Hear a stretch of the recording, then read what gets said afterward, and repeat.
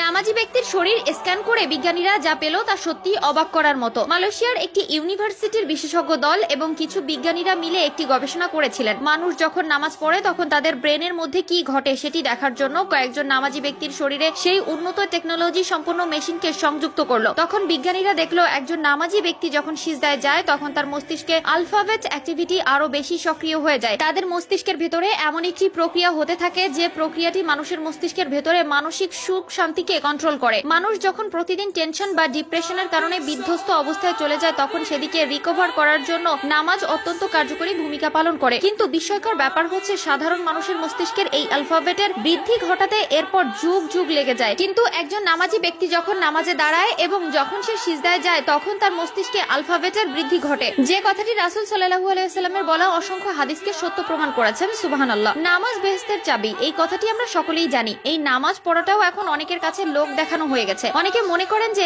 নামাজ না পড়লে মানুষ কি বলবে। যারা লোক দেখানো নামাজ পড়ে তাদের নামাজ তো হবেই না, বরং আরো বঞ্চিত হবে নামাজের সুফল থেকে। যারা আল্লাহকে পেতে এবং জাহান্নাম থেকে মুক্তির জন্য নিজের মনকে দৃঢ়ভাবে নামাজের দিকে ধাবিত করবে শুধু তারাই এই নামাজের সুফল পাবেন। আপনারা জানেন নামাজ পড়লে শরীর যেমন ব্যায়ামের উপকার হয় ঠিক তেমনি মস্তিষ্কে আলফাবেট অ্যাক্টিভিটি আরো শক্তিশালী হয়ে যায়। যে কোনো পরিস্থিতিতে পবিত্রতা বজায় রেখে নামাজ আদায়ের নির্দেশ রয়েছে। আজকাল আমরা দুনিয়ার মোহমায়ায় নিজেকে ডুবিয়ে ফেলেছি, ভুলে গেছি সৃষ্টিকর্তা আল্লাহকে। আমরা নামাজ না পড়লেও সময় মতো তিনি রিজিকের ব্যবস্থা করে দেন, তারপরেও আমরা তার ইবাদত করতে পারি না। আল্লাহ চাইলে এক পলকে আমাদের ধ্বংস করে দিতে পারে। একবারও কি ভেবেছেন কিভাবে আমরা নামাজ না পড়ে এভাবে আরাম আয়েশে দিনের পর দিন কাটাচ্ছি? একবারও কি মনে পড়ে না সৃষ্টিকর্তা আল্লাহর কথা? সকলকে আল্লাহ হেদায়েতের পথে পরিচালিত করার তৌফিক দান করুক, আমিন। আল্লাহ তাআলা প্রতিদিন মুসলমানের জন্য 5 ওয়াক্ত নামাজকে ফরজ করেছেন। নামাজ দুনিয়ায় সব ধরনের অন্যায় কাজ থেকে আমাদের বিরত রাখে। কর্মক্ষম উজ্জীবিত মানসিকতা লাভে নামাজ আল্লাহর এক মহা নিয়ামত, বান্দার জন্য অন্যতম রহমত বটে। তাই তো আল্লাহ তাআলা মানুষকে সার্বিকভাবে উজ্জীবিত করতে